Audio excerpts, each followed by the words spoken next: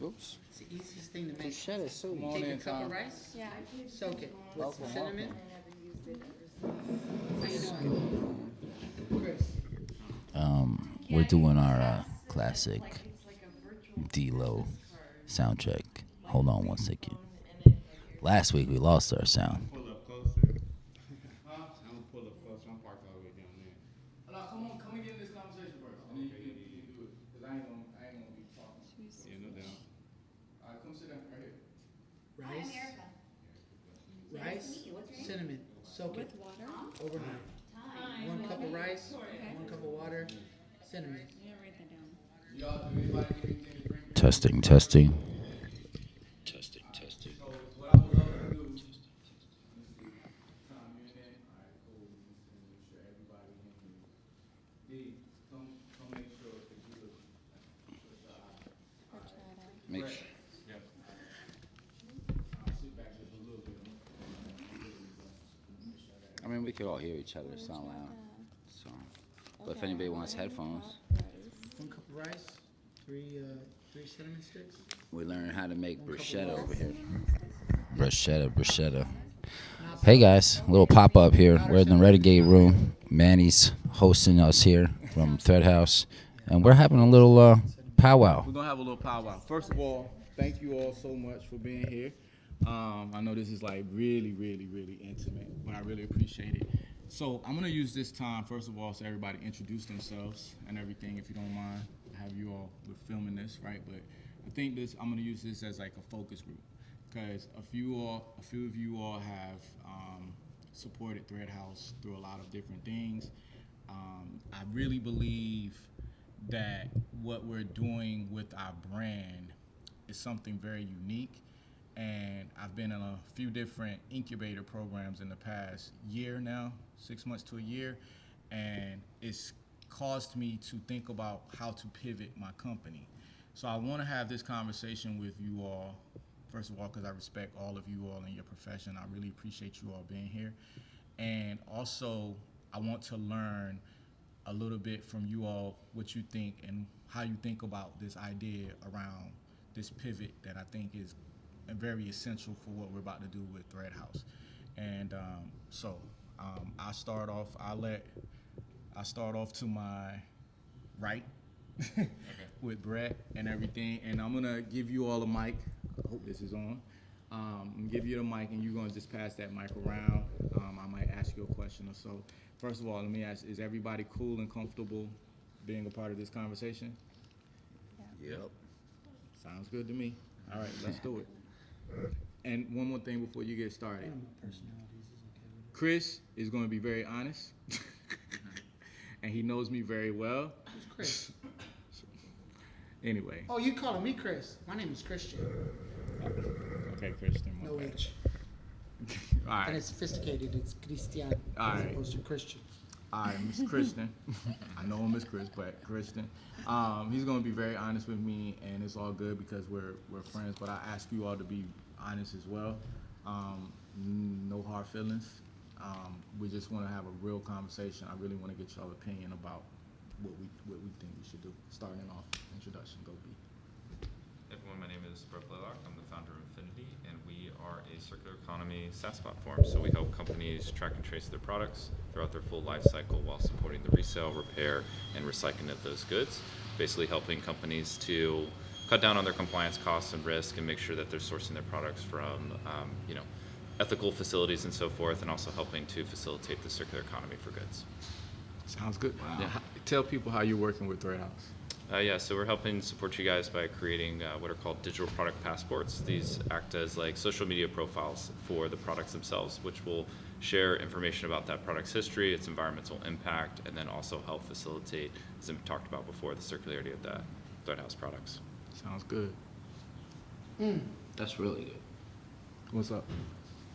What other companies have you worked with this? The solution? Yeah, we've worked across industries. We've done some stuff with CPG companies, fashion brands, Yeah. So we've worked with consumer packaged goods brands as well as fashion brands, smaller. And Anybody that you could speak of outside of an NDA, or is it? Yeah, I can't speak to all the brands, but I can say like a recent pilot that we did was with a fabric manufacturer. Okay. And so we were able to track her fabrics all the way back to the farm itself. And so what's cool about their fabrics is they're using agave waste from the tequila industry. Gotcha. And taking that and then converting that into fabric that can be used. So the pulp back into fabric. Yeah. Yep. Yeah. That's That's crazy. what's up. I've seen them do like pocketbooks with the cactus and stuff like that, like the faux leather. Mm-hmm. Yep. That's Yeah. Very amazing. similar stuff. Yeah. Yeah, that sounds dope. Thanks. All right. You want to repeat the question? Just introduction. Okay. My name is, I go by Time. It's TYMED, teaching young minds every day. Been doing stuff from art to philanthropy for over 5 years now. Started off with the Rainbow Roll, generated 7 million plus, and helped 1,000+ families. Continue to keep on doing stuff like that. Helped Baron Davis out with homeless, basically benefit for Christmas, Black Santa, everything. Currently working with something called AZOS, do a lot of things with the regenerative credits and using credits, so it'd be good to actually have a conversation with you about something. Maybe I see a lot of synergies when it comes to stuff like that.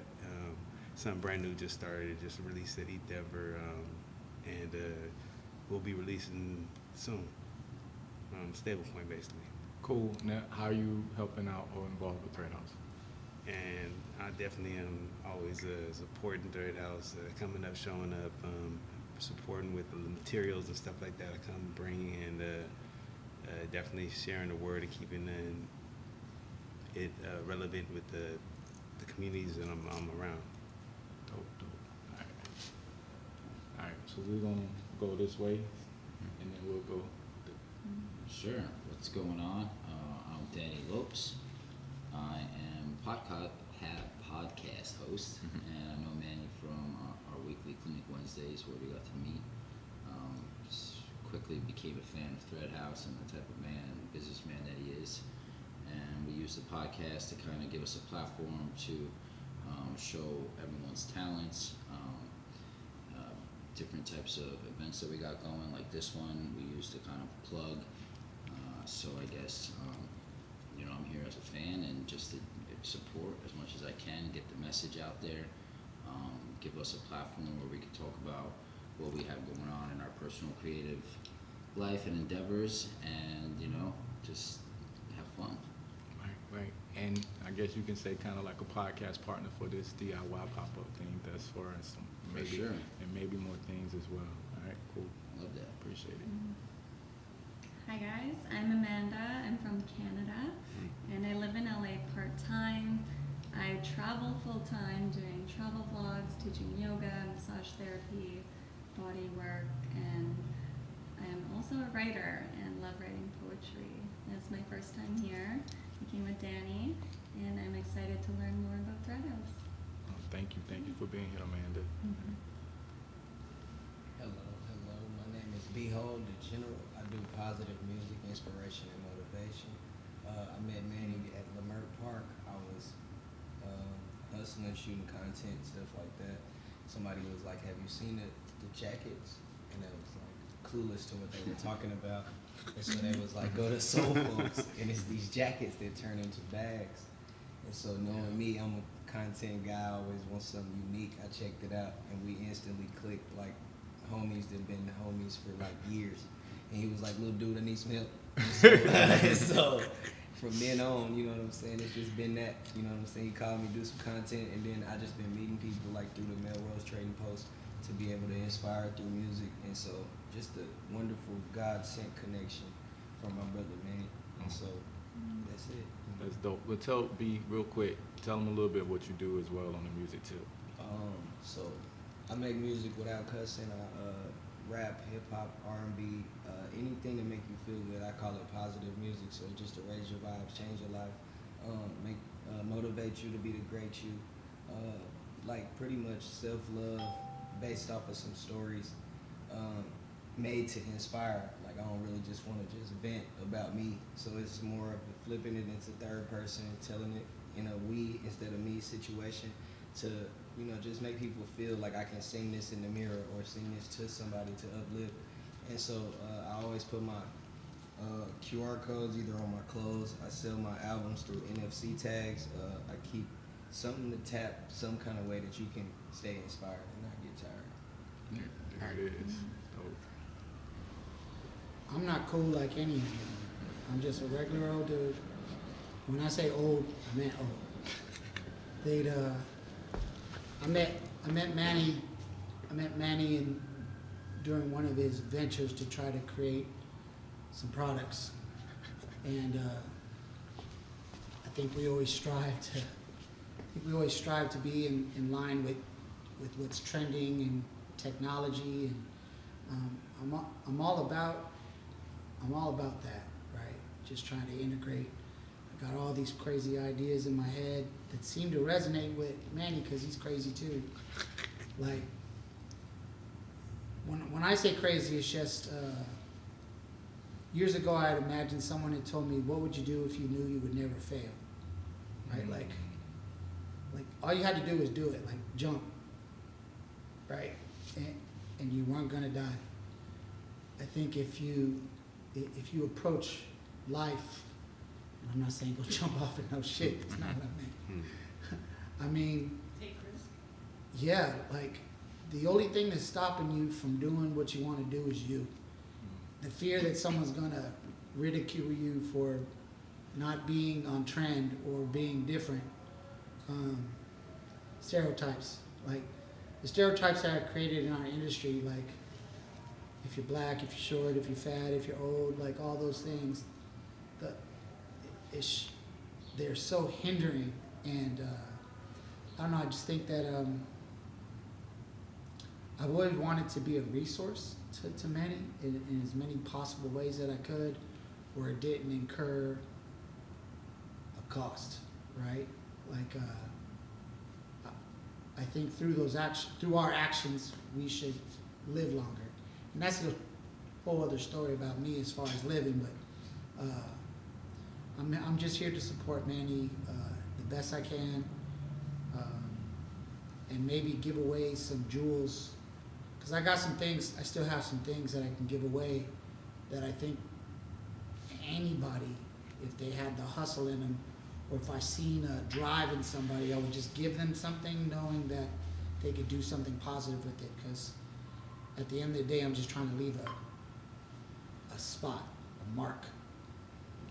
So let me elaborate a little bit more. Chris is way more than what he just said. Chris is actually a pioneer and an OG in the fashion industry. He's worked with every major brand that's out there, from, you know, working from doing design, print manufacturing, you name it. I met Chris at Complex Con. So Chris is really an intricate part of the Thread House story, because when I met Chris at Complex Con, it was before Soul Folks came about. So I met Chris at Complex Con, sold Akil a jacket, right? Chris wanted the jacket, right? I still want it. I'll take it from Akil if I have to. He's still, but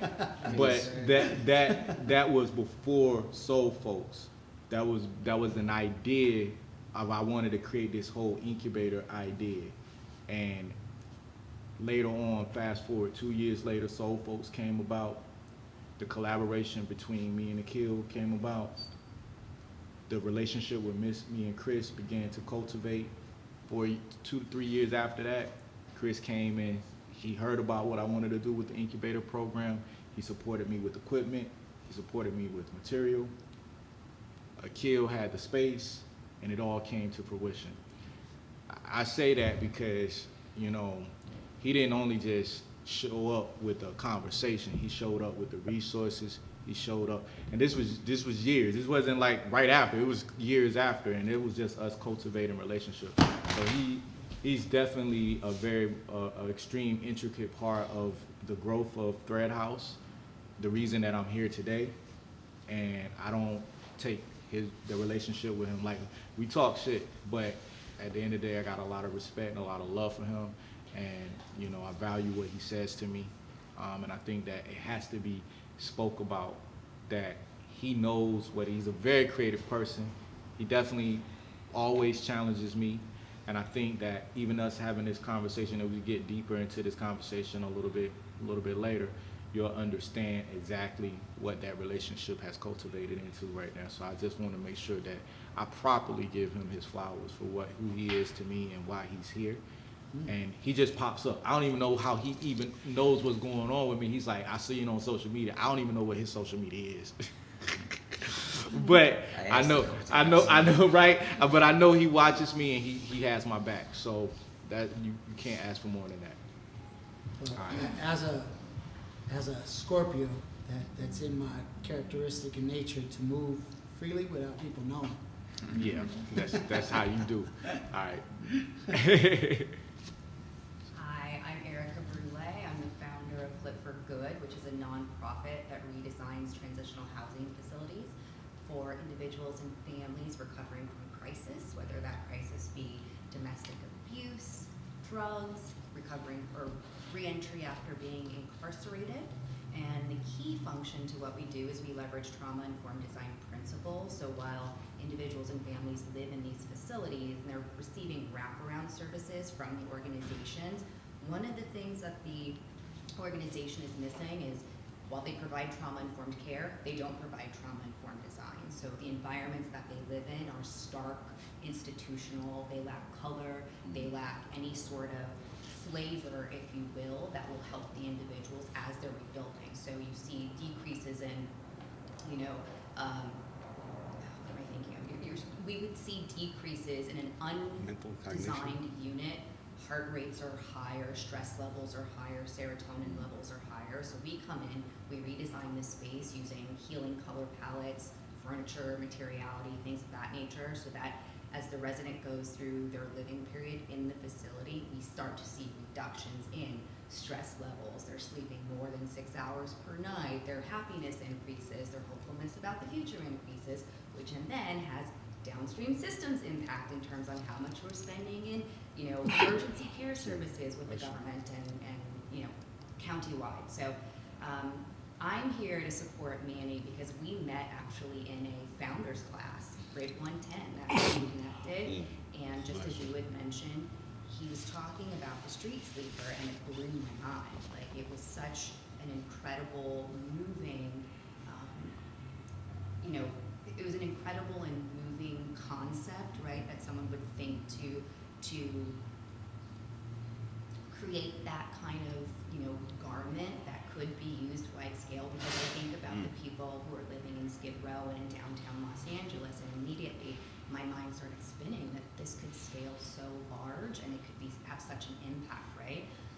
So then he and I connected, and what's interesting is he's the creativity and I'm like strategy and ops, so we kind of are yin to yang to each other, because I think in spreadsheets and in data and in numbers, and he thinks visually and creatively. So we've been able to kind of support each other on our founders' journeys, which has been really incredible.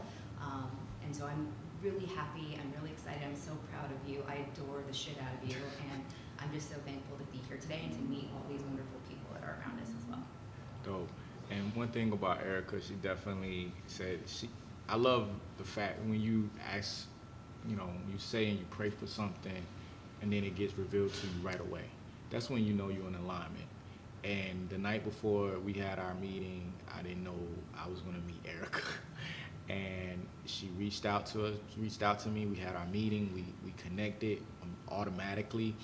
And like she said, I'm very creative. You all know I'm like scatterbrain, whatever. But she was very able to take even just the idea of doing this. She was able to be like, yo, do this, do that, do this. Like, and here is a spreadsheet, here's a form, let's go. And I was like, wow, I need that, right? And so I'm very thankful for you, even in that. And I'm super excited about the growth and everything and everything. And I feel the same way about Brett, because Brett is very analytical. He like breaks things down. I have all these ideas and Brett's like, wait, hold on. So I appreciate the mindset of people that thinks differently from me. And I appreciate them appreciating the way that I think too, because I know sometimes it can be overwhelming for individuals too. Brad's got a wireframe for everything. Yeah, he definitely does. Like, so I really appreciate that as well. So Minority Report. that's how his brain probably works. Victoria. Victoria. Yeah, I used to have a friend that used to do that. It was victorious. My name is Victoria Kralik. I'm a graphic designer and artist.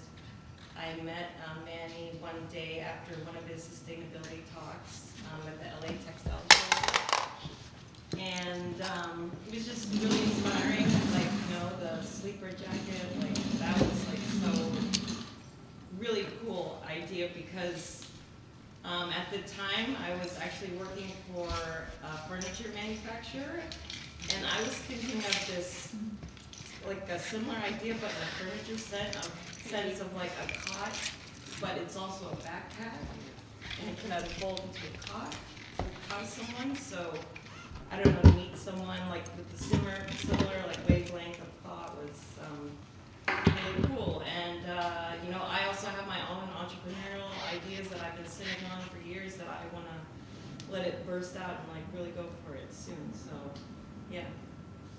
All right, Victoria. Victoria, she heard me speaking at an event. What I think was really dope, she came up to me, she had a lot of questions, but she was like, I want to work, I want to help, I want to do something. And you know, she's also a creative herself, and she's also a textile designer. And what was really dope when she started talking to me, I automatically thought about this guy, because I know he's very well versed in the creative print world and stuff like that. And I was like, yo. Then I thought about another brand that also could be beneficial to her as well. And you know, later on I was able to, you know, make an introduction to her for that. But bottom line is, I love the fact that she was just like, let me get to work, how you need me, let's do this. She's willing to design some textiles, whatever. She gave me some really dope denim that I'm so excited about eventually using. But I really appreciate her when she came up and after hearing my talks. And that's what's really dope about when I go and I travel and I've been doing this speaking thing. Really it's been cool because I've been able to meet people from all over the world and from everywhere that, you know, that one person that just heard that talk that come up and speak to me and say, hey, listen, I really like that. And it just continues to inspire me. So Victoria, I appreciate you being here. She came the first time, she's here again. And I'm excited, like I said, we're gonna have a real quick conversation about some things, but without further ado, this lady here. First time holding this little baby. So look, real quick, Nicole, we're just asking people to give a brief introduction to themselves, what it is that you do, and just maybe, you know, how you're involved with Thread House. Okay, for starters, involved with Thread House, just because I've made several hats for you. You're a hat maker? She's an OG. She's the crown. I'm a hat maker now. I didn't walk in the door making hats. I walked in the door making clothes, but it worked out, and then I was making hats with them, and it's been a fun journey, right? But outside of that, yeah, I design clothing. I'm multimedia as well. I like to paint. I like to do bling. I don't like calling it bedazzling, Annie. I do a lot of upcycle, buy things, chop it up, make it more me. I don't walk into a place unless there's like some little touch of me on it. And I don't really buy anything brand new anymore. So, so that part. Yeah, that part right there. But like the background is over 20 years of sewing, tailoring, high-end bridal, high-end ready to wear, and just learning to take those Oscar de la Rentas apart, putting them back together the way they did, and just adding that to my own wheelhouse of stuff to do. Yeah. And yeah, that's about it. I mean, there's a lot more, but it's like, you said a short talk. No, it's all good. Nicole is an OG Thread House. Before I even created the incubator, Nicole was one of our seamstresses. And we was working, look, Nicole would come to my apartment. We were literally working in my apartment, right? And we would crank out in my apartment. Nicole, another young lady, Lexi, Carlos. It'd be like 4 or 5 people in a studio apartment, y'all, and we be Brenda. Brenda, we created so much heat. And but what was really what inspired the incubator was inspired by one day, all of us was in the room, and it was all different nationalities, all different cultures, all different age groups. I'm talking about all the way from like 20 years old to like 70 years old. And I was like, everybody's learning from one another. And I said, how cool would it be if this was actually a program? And that's what really cultivated the idea of this incubator program. And, you know, Nicole, once again, she's someone definitely talks shit to me. And like, But one thing about me, I don't really like hearing no. I like figuring out how we can do it. And that's one thing Nicole has always been down to know, be like, all right, well, let's figure it out. Yeah, that wasn't talking shit. That was just a discussion. That was because it was never a no. No, it's always been like, let's figure it out. And I love that, because that, for me, that helps me get us to where we need to be. If you just trust me, eventually we'll get there together. And I feel like that's what kind of team that I actually prayed for and what I've needed, and this is what that incubator has actually spawned into. So with that being said, shout out to my man Tom. Tom always supports Thread House. He's in the group and everything, in our community group. He's talking, he's interacting with people, he's brought fabric, he supports me at events, he keeps my name in certain circles, like he said. So I appreciate all you all being here. One of the things that recently, like I said, that I found out being in all these different programs is, where is Thread House most valuable at? And I just kind of want you to just kind of go around the room, and I want to hear you all's opinion of what you all think about Thread House, because this is where this conversation is going to get really interesting, and I'm going to learn something. Hopefully we'll learn something together. So starting off with, go ahead, Nicole. Okay. Well, Thread House, for many of the companies I work with, is probably the one that's the most interactive. Some other companies that I work for, or businesses I work for, they're all about the clerical, about the bottom dollar, which I know you are too, but it's a little bit more interactive. We all have, we have a say in it. It's like I said, it's a conversation. Your backstory to me is the most inspiring part of it, especially if you individually are one that likes to buy things that are not like just straight off like that press, that cookie cutter look-alike thing. That to me is what draws me in. Each piece is different. Each piece has a different stitch. There could be an imperfect stitch and it still is an awesome piece. So yeah, I mean, I think that's where it hits my heart, and I stay with it, and I'm always gonna kick it with you. So the product. Product? Okay. Product, yeah, product, but it's like it's the mental and the heart behind the product. It's not just, hey, we got 100 dresses to sew today. Okay. Each one is like, when you throw your colorway, we get to see what your vision is, and you let us put our vision in them, and they each have a different personality. So yeah, creativity. I love that, thank you. Yeah.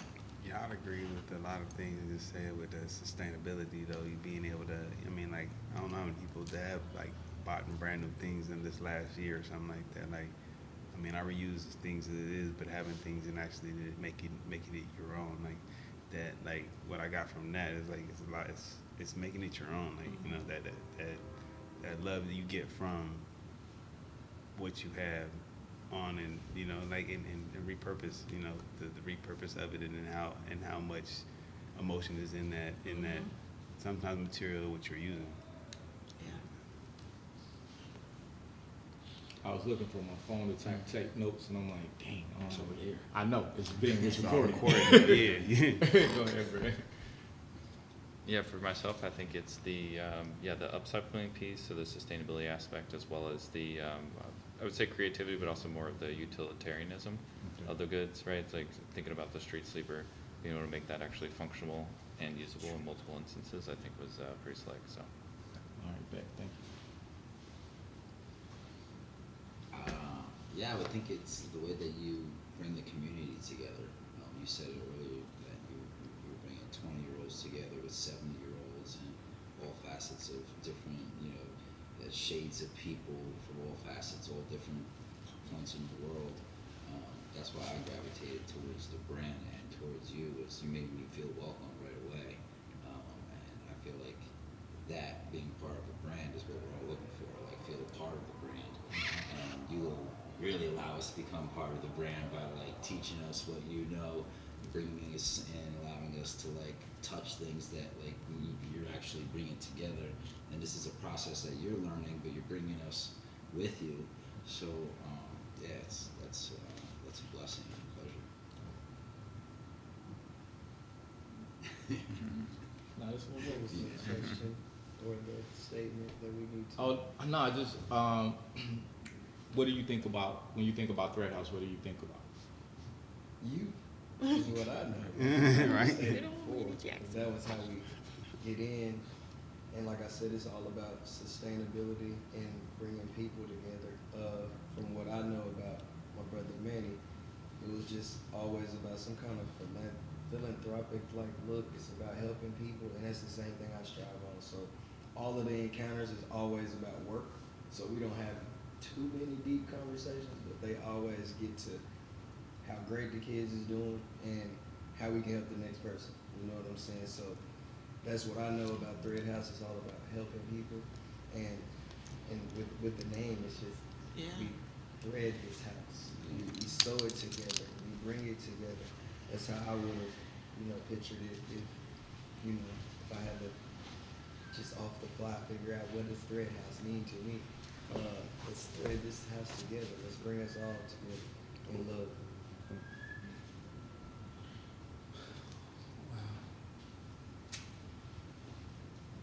I see Thread House in a couple different ways. Okay.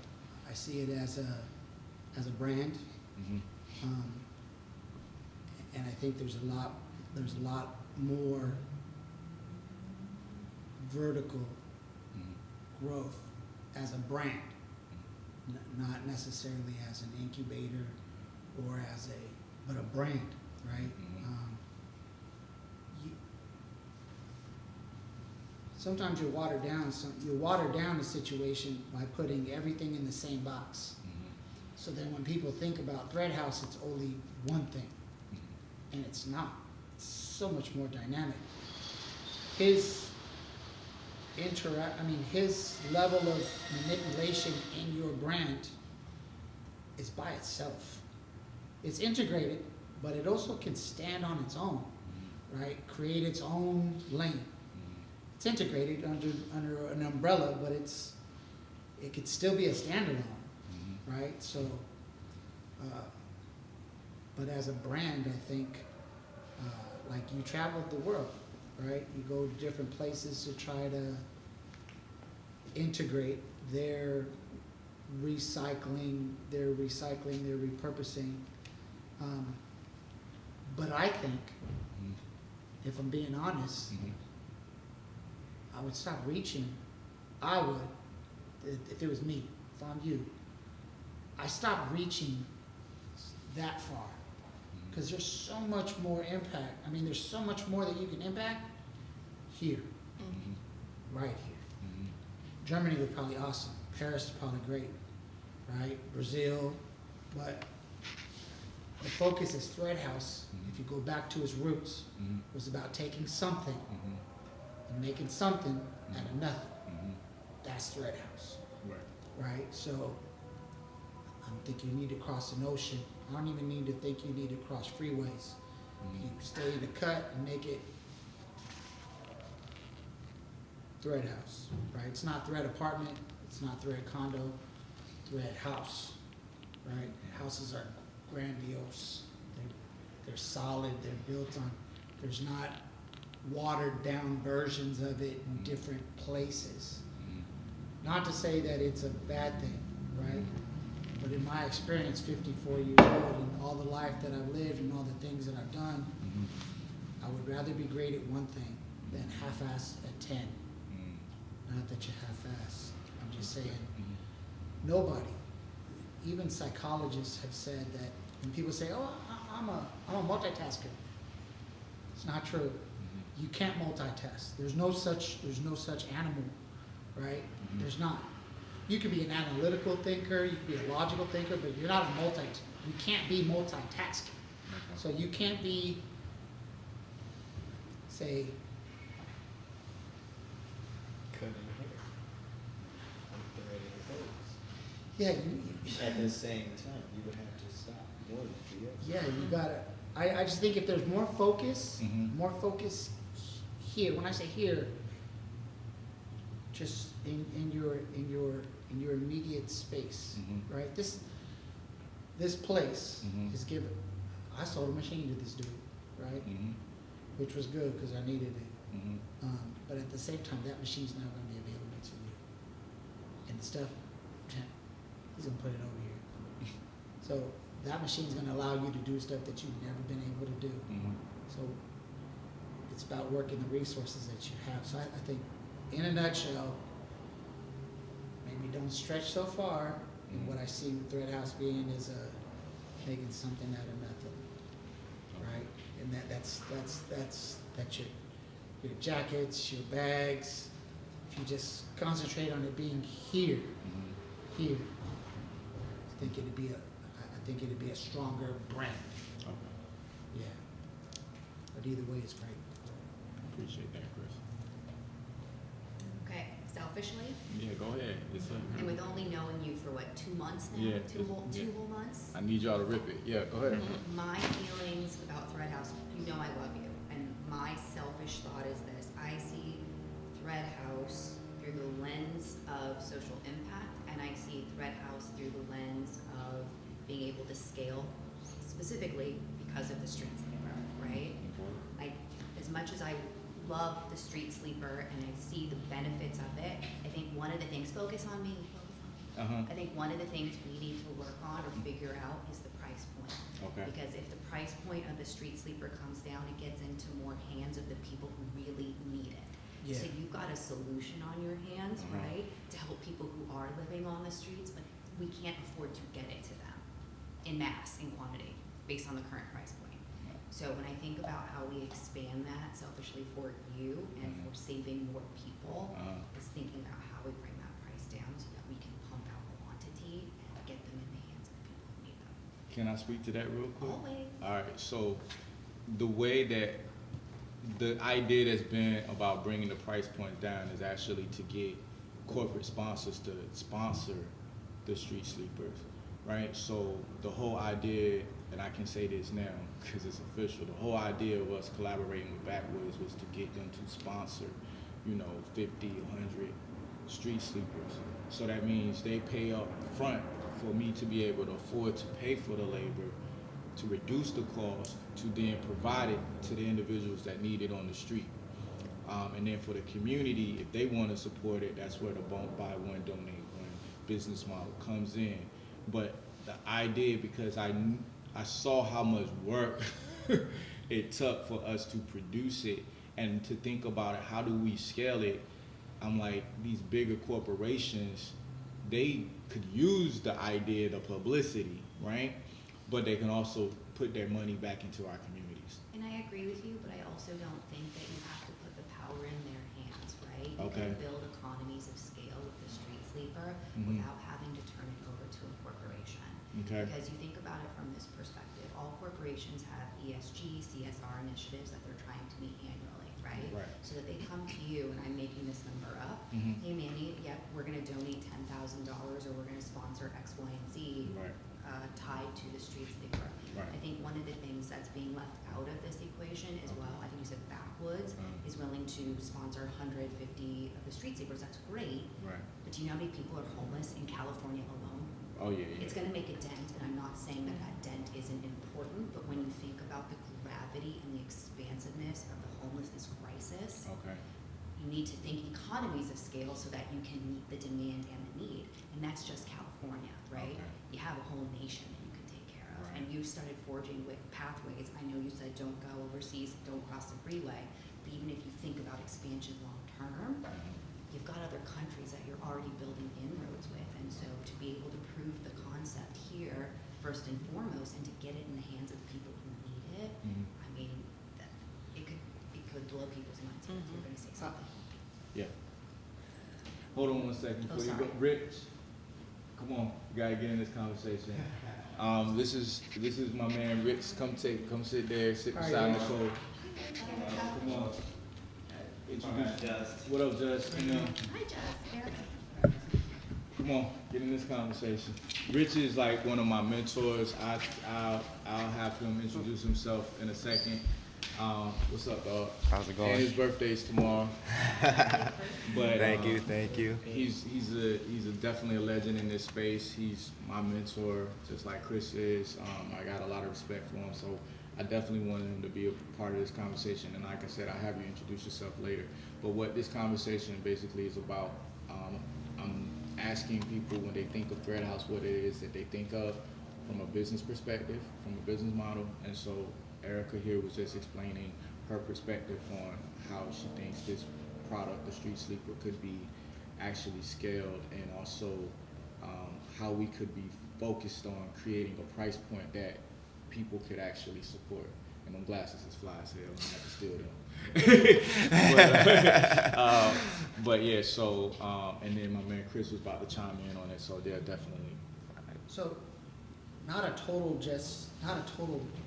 never go outside. I'm just saying, the strength of your brand. Mm-hmm. Actually, let's take that away and not make it personal. Okay. The strength of a brand, right? It's reflective in its reach and how far out that it can go. Okay. But at the end of the day, your brand needs to stand for something, right? So in the respects of your brand, it needs to be recycle, repurpose, reuse, right? And I think a lot of people, when they're not a part of it, but they're outside looking at it, they're like, wait a minute, he's getting all this stuff for free. Why does this bag cost $650? Why does it cost $700? If everything that he received to get it, he got through donation. So the only thing that you're managing is labor. And that's where it gets weird, right? Some people do stuff because they want to be attached to it, right? And some people do it because they're gonna get paid, right? At the end of the day, everybody's got to find their nickels.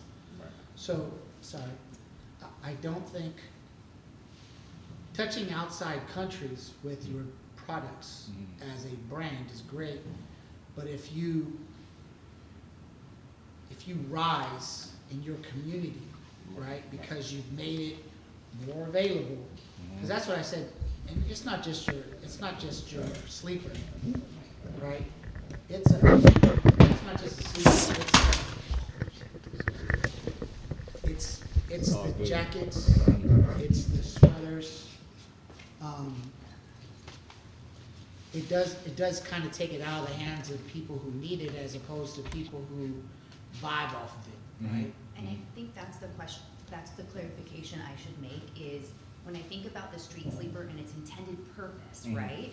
If you're looking at that as a piece of clothing, an article, a showpiece, art, something to wear and be proud of, that's one thing. But if you want to take it down the lane of being a resource and a tool, right, a solution, then that's why the price point has to come down. And I think that's where, because that's where if you do enough of that here, right, and people see it, right, because it's already happened. Right. It happened at different levels with the different things that you've done. The sleeper just happens to be the next thing, right? But I think that if people see more of it, right, the people that you want to have eyes on it, the people who are going to support it from a monetary standpoint, putting it into their programs, like I'm a vet, right? Yep, we talked about this. I do stuff with them that doesn't touch the TV stations, doesn't run through you, like people don't even know. And people say, well, why do you do it? I'm like, it don't cost me nothing, right? It's just about somebody's time. So with that incubator that you envision, right, that incubator needs to be aligned with programs that she possibly can cultivate, because they say people that are under stress, depression, they're trying to rebuild. This is why with the YWCA, when I had that sewing program, people, if people know that Thread House is a place where there's going to be growth, right? Where like personal growth as a person, it's gonna make them smile, right? That's because she, as part of beautification of their homes, right? It might just be, instead of doing things that people wear, because you have access to things that can beautify those rooms, it's still Thread House. It's just not sleeper. It's just not hat.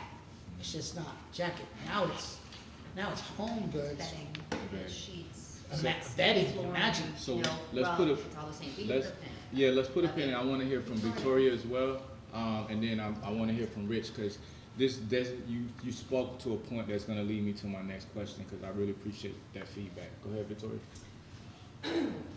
So I come from like mainly like a fashion background. Right.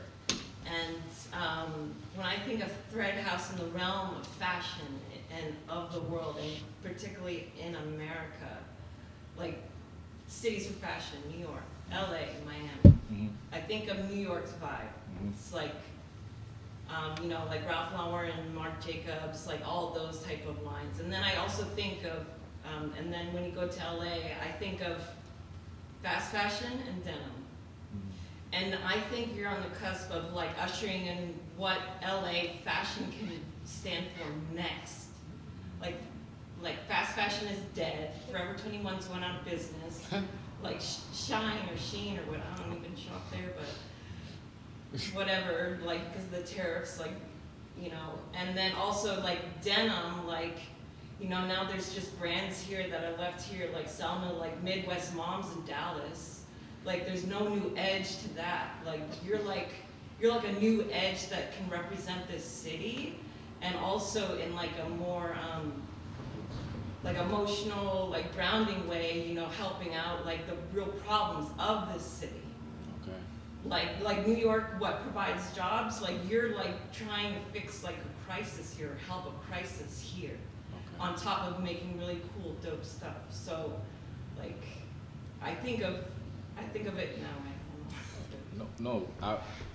Wow, thank you, first of all, that's an honor, and wow, what big shoes to fill. But I appreciate that, because that gives me a lot of perspective on some things as well, so thank you so much. Rich.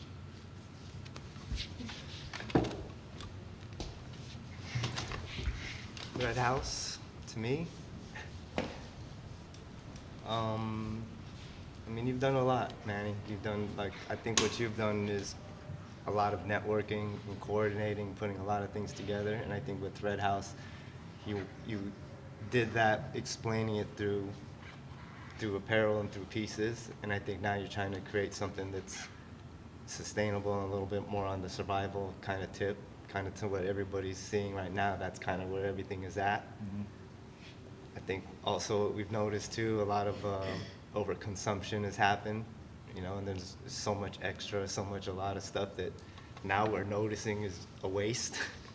So how we can kind of like reutilize those things, rework them, put them into place. I think the challenge that we have, especially in a community like this, is like we're going against big corporations and corporate money.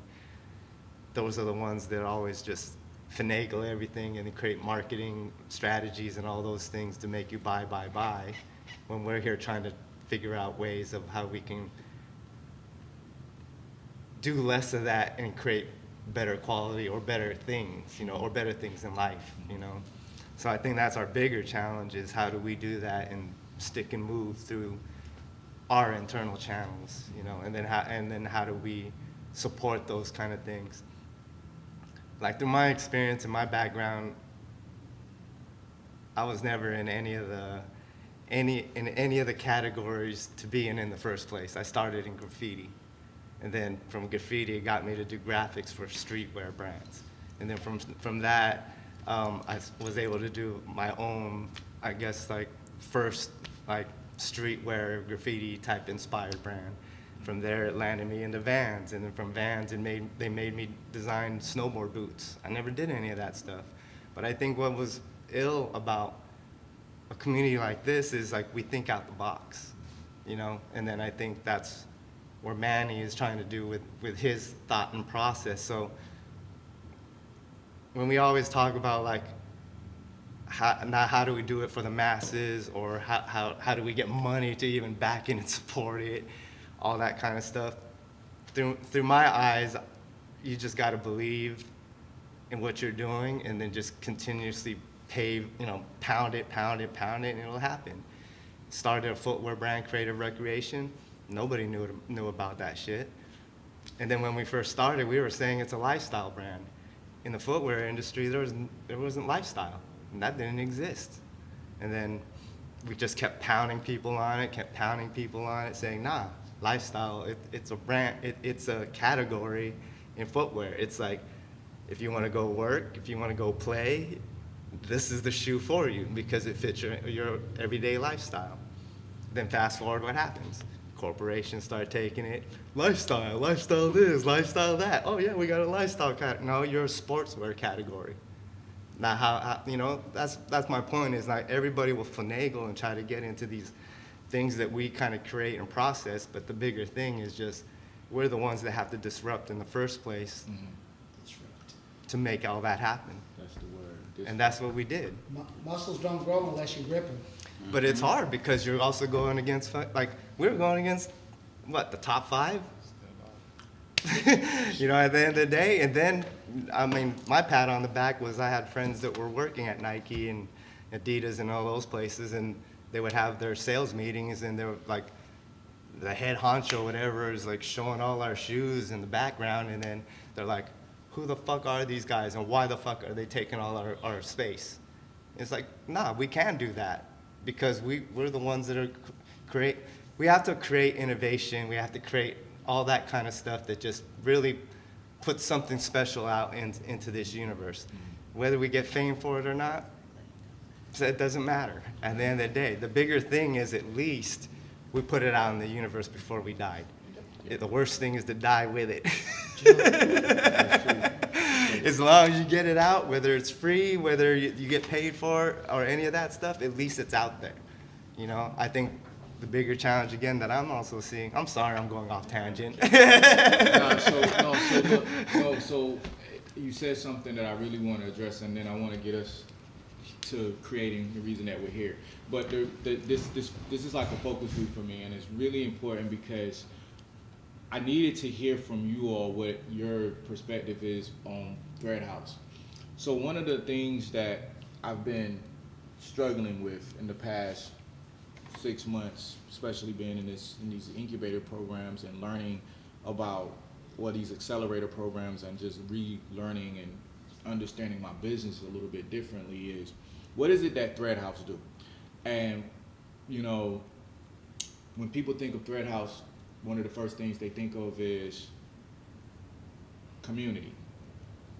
Another thing they think of is innovation. You know, they think about the functionality of our product. You know, and then a lot of people that knows the brand, well, what do you sell?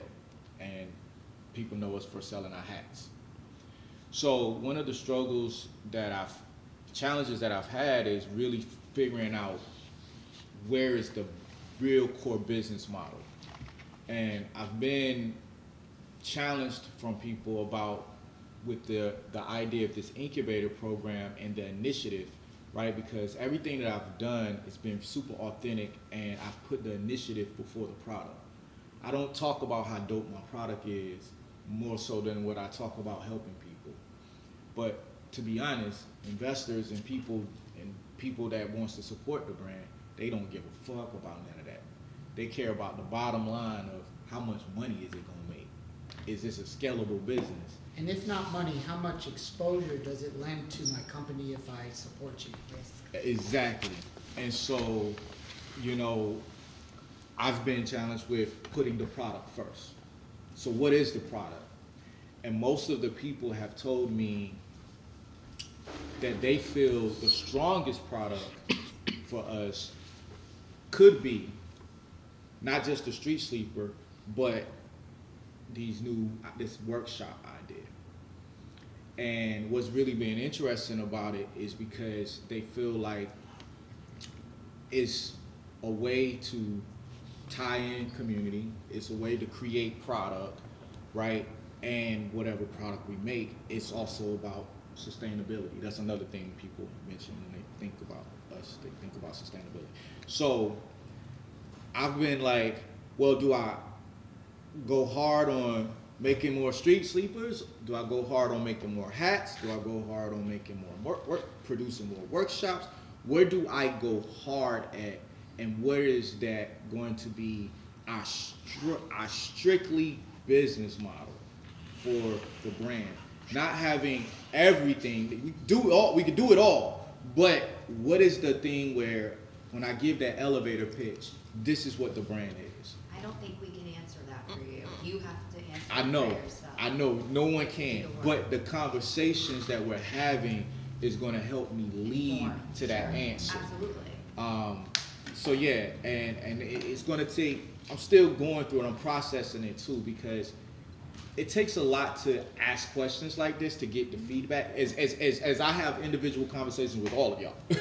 But it's different when, okay, we're in this group and I'm hearing it and I'm like, yo, let's have this conversation. So that's why I wanted to bring this to this attention to us. I trust all of you all here. You know, we're having this conversation about it.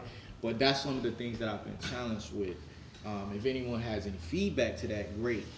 We can continue. If not, we can go ahead. I know Nicole is going to be leading in the paint workshop. Rich, you're going to be doing some stuff and everything. I guess did you bring some stuff? I didn't actually. You didn't? I didn't. We painting, Rich. Yeah. We painting. I'm doing multimedia. We're doing multimedia, but we're gonna create. But if you all want to have a deeper conversation offline with me and to pull me to the side and schedule a time for us to actually talk, where you feel like, yo, this is a great place, I'm totally open to it. But I definitely wanted to have this conversation because this is what I've been tasked to do through my accelerator programs, is to have the conversation to figure out what people do think about us. I'll give you an example. When I ran my gallery in Long Beach, it was the only graph gallery on the north side, let alone in Long Beach. And they had little pop-up stuff, but this was a place, incubator, where people could come. And what I noticed, if I applied that business model to, say, just Thread House, I have graffiti artists that come in and want $5,000, maybe $10,000 for an original piece. And I'm looking at it, and you'd probably look at it and be like, shit ain't worth $5 or $6 grand or $10 grand. It ain't. Because artists have a weird connection to their art. And that overflows to the creatives that create the stuff that you guys have a weird connection to your pieces. You're like, oh no, I got blood, sweat, and tears in 30 hours or 500 hours in this thing, so I want X. So what I did in my gallery was I would feature an artist, whether it was the whole gallery or just one wall. If you just had one wall, I didn't charge you. If you had all the art, if you had all the walls, I'd charge you for your time. But what I did was I exchanged, I would have a release where I would take their artwork and I would make things tangible so that people could leave with that art in their hand. And that art was a t-shirt, stickers, posters. Okay. Now, I can't afford a $6,000 painting, right? But I can afford a $15 print that's signed because the artist was featured on a Saturday and I provided space. So when it goes back to a brand, I think that if you treat it more like a brand than a social renaissance, this is called social renaissance. Okay. Treat it more like a brand, tangible things. Like you got your boy over here who could probably build a website while we're talking, right? All your hats, and again, in a way that it's reachable, right? I'm not saying that none of those hats ain't worth $50, $60, but who's gonna? Unless you're a hipster, kind of, you're that person. I'm not buying a $60 hat that I can rip a bill off of a regular hat and sew a patch onto. I'm not, and I'm a creative, and I can make it look good. You know what I mean? I've done it. Well, I think what I don't challenge people with, and what I don't flex with, is where the price points is. Because I have to pay people here in LA to make my product. I say keep, I'd buy I say your keep hats for price. $200. No, to no, be no. honest. Here's, I would buy some hats. hold on, Chris. Let me finish. I'm saying that because I want that to be on camera. Because at the end of the day, I don't.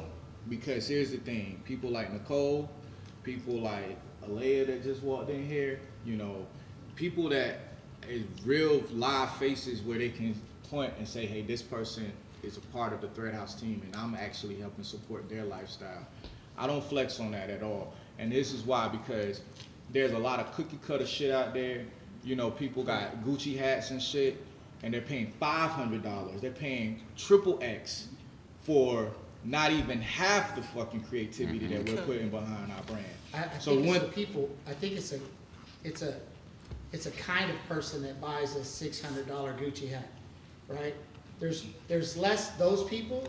There's less those people than a kid that's inspired by a colorway or. So what I'm saying is that when I was a kid, you have, I would buy. Hold up. Okay, go ahead. You have your feature pieces that a great artist has spent a lot of time in doing.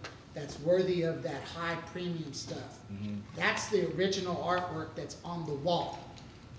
What you need to provide is a lower level version of that more people can have access to.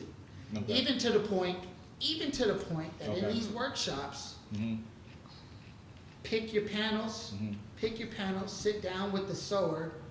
You pay $20 to get into a workshop. Right now, your workshops don't cost nothing, right? But if your workshop costs $20 and you had maybe not you sewing, but just say a person who's looking to expand their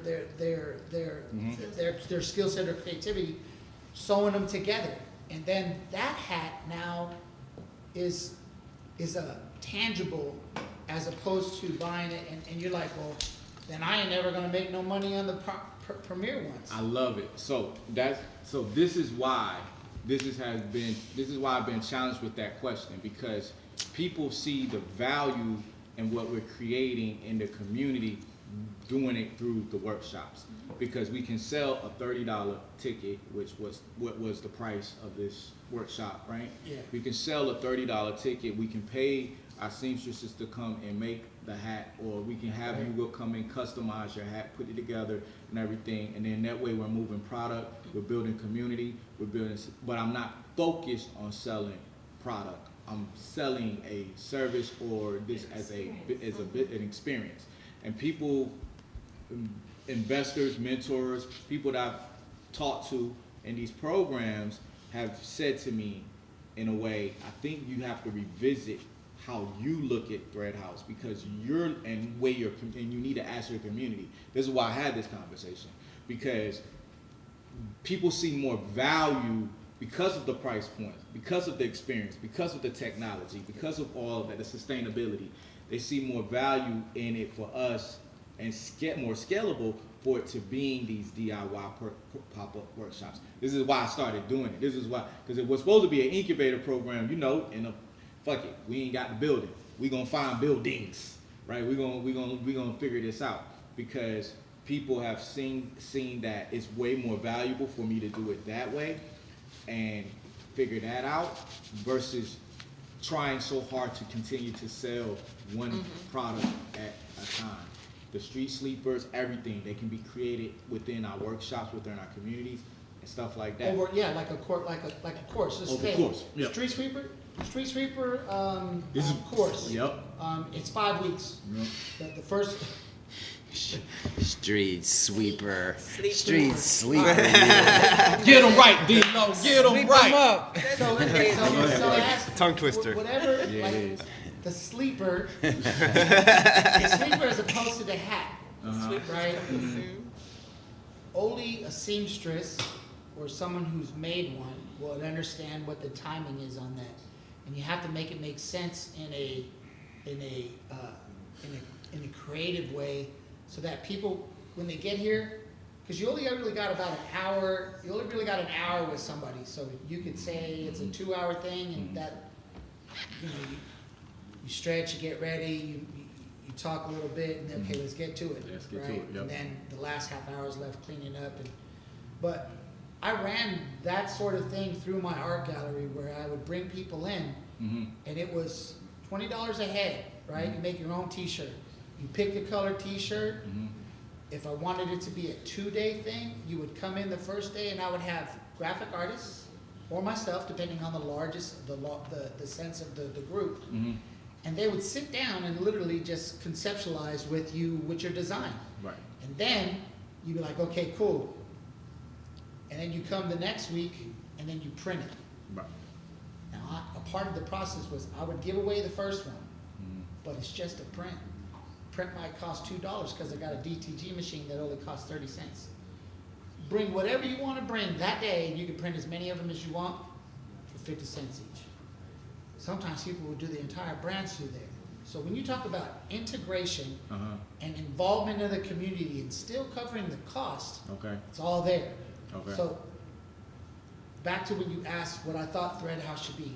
I think Thread House should be a brand that's accessible to people to make stuff for real. Like, leave with something that makes sense.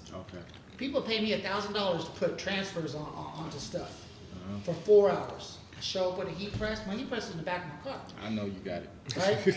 There's a heat press in the back of my car. Rich, you got yours? Not he in know the he back of the car. got his too. Yeah. I got a heat press in the back of my car, and because I have access, but even if I didn't, it takes 2 days for me to have transfers sent anywhere in the world, anywhere in the country, anywhere in my streets.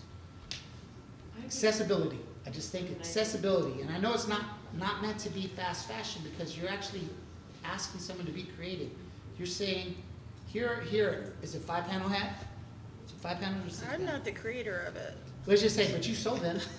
You sold them together. I'm just asking you. It's 6 panels. I'm in a whole different mindset. So, do we have any other 1, 2, of the hat 3, makers 4, here 6. other than myself? So 6 panels. 6 panels makes a square. So it depends. So Because the it's crown 6 is like 10. Yeah, the crown is like 10, and the regular hat is 6 panels. So you're allowing somebody to pick the colors that they want. Yeah. You just have to make them available. Yeah. How do you make them available? You have free. Oh yeah, bro. I already got them. The next door can cut all your material. Yeah, we got them cut already, ready to they're go. all cut. Yeah. Put them together. Hit a farmer's market. Listen, I did the Rose Bowl for Head Above the Clouds. It's an Asian Coachella, basically. It's dope. Okay. I did a guest booth. I provided the merchandise that came out of a guest booth. If you did stuff like that where you came in with sweatshirts, let people pick a sweatshirt, you already have pre-made patches, is it fast fashion? Not really. You still have a creative aspect of it. Yeah. And you charge them for it. Or you give it away. Or you give it away because they became a member of Thread House. That's what I say when I'm saying brand. Okay. Create a brand around a name that means something already, right? And to what my man here was saying, disrupt, but it's got to be organic. If you're forcing people to recycle because that's your thing, ain't nobody gonna vibe off of that. It's got to be, yo, bring 2 or 3 sweatshirts from your house, right? And then we got all this stuff for you to paint. Right. That's the idea. Victoria, go ahead. No, he just like led to my idea. Like, I have so much clothes that I need to get rid of. Like, you know, like I could come to one of your workshops and like cut them apart and like make, learn how to sew and make these street sleepers. Yeah. Instead of going to Goodwill or Salvation Army, this could be another thing. Or even better, to do with just a blanket. Yeah. This is. Clothing you want to donate. But this is, go ahead. This is exactly the reason that I think people like the YMCA, Salvation Army, these organizations have actually offered to want to partner with us because they see that vision and everything. All right, so I don't want to hold everybody up. I know everybody we're talking, and I want to get everybody creating. I want to do these, I say it like this, I want to get better with these workshops. Any way that anyone that's sitting here today feel like they want to support me and helping me with being structured a little bit, being a little bit more prepared, being able to market this a little bit, and you see the vision, my goal is to, even do this like once a month, twice a month eventually, but once a month, you know, and really have this thing really popping. We have the Renegade Room. We have another location that we're gonna probably work with later on in Santa Monica. We have our Leimert Park space. We have different locations where we can activate, and they all offer different types of equipment. So I just leave y'all with that. Love it. You know, and let's get together. Erica, if you down, we'll put together the team chat meet, whatever it is, the paperwork, the spreadsheet, whoever's, you know, and we roll this out, and you know, I profit share with you all, but we really make this a real strong use case for us in like the next 6 months, and show the world, show LA what we can do. Because the one thing, Chris, is why I'm working local, but I'm thinking global. You know what I mean? Everything that I'm doing, it brings everything back to LA. And if you was just seeing what was happening when I was in Germany, being there representing America, but being so strong about being from Raleigh, North Carolina, because that's where I'm from, but living in Los Angeles. What'd you say? No, when I was in Paris, like I said, I was from LA, and like someone's face just went, "Wow, you're from LA." It's such a cool thing. It's such a cool thing. But being a sustainable fashion brand that was from Los Angeles, being the fact that we have a partnership like with Brett, where we have digital product passports in our clothes, where all of the product that we create can become a digital product passport. We're really ahead of the curve, even with what's happening in the EU, because I heard crazy laws and regulations that's coming that the EU is about to implement. We can have a conversation later, but I got a lot of insight of what's happening in the world when it comes to sustainability and the regulations that's being put on brands and what's about to change. So at the end of the day, Thread House is already at the forefront of that. Let's grow that. And if that is where the business model has to shift to where it's more driven in that perspective, and I can think about how we're making the product and then that's what I think should have to happen. All right, so like I said, let's get ready to create. You all have snacks over there. Please welcome yourself to it. Something is wrong with my watermelon thing, is not coming out right, but you're welcome to it. You all have any questions, you know, feel free. Welcome Elea. Elea used to be my intern, and now she's her own boss, designer, and creator. So I'm glad that she's still rocking with Thread House. I was talking about some of our things, adventures, and everything. So yeah, thank you so much, D-Lo, for having us being able to host your podcast. Thank you all so much for this conversation, and we can get to it. Y'all ready? Let's go. Thanks for joining in. We'll be here next month. If you guys want information on how you can be a part of this event, hit me up in the DM, and we'll give you all the information. So, happy Memorial Day weekend, y'all. We'll see you soon. Catch you Wednesday.